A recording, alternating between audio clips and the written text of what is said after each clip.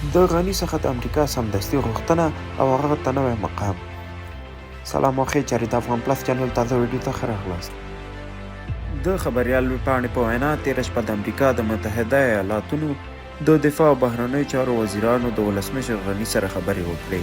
په لومړیو کې معتبرې ورځپاڼې خبر ورکړ چې امریکایي چارواکي له اشرف غني څخه د استعفا غوښتنه کړې ده.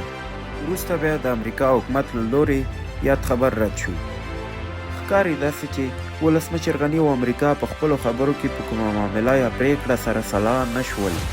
ویل کېدل چې امریکایي چارواکو د ولسمشر غني د استعفا او انتقالي حکومت د رامنځته کېدو په صورت کې به طالبان د شپږو میاشتو لپاره اوربند ته آماده کړي. آیا طالبان به د ولسمشر غني استعفا ومني؟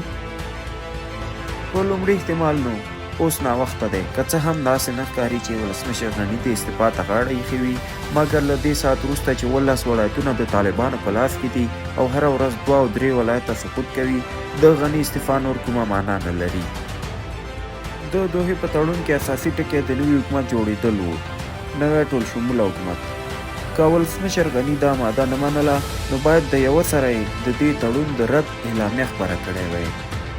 اوس نو امریکا ځان باستلی، اوس چې غم افغانان ته پاتې دی، امریکا صرف په اعلامیو بسنه کوي او طالبان په چټکۍ ښارونه لاندې کوي.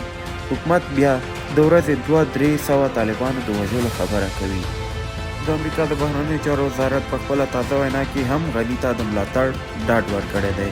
خو خدای خبر دا ملاتړ کومې ورځې ته په تمه دی چې د افغانستان تر نیمایي زیات ولایتونه سقوط شول. په دې هکله مو خپل نظر را سره شریک کړئ. دعوت ده نن ورځې ویډیو تر بلې ویډیو ښې چارې.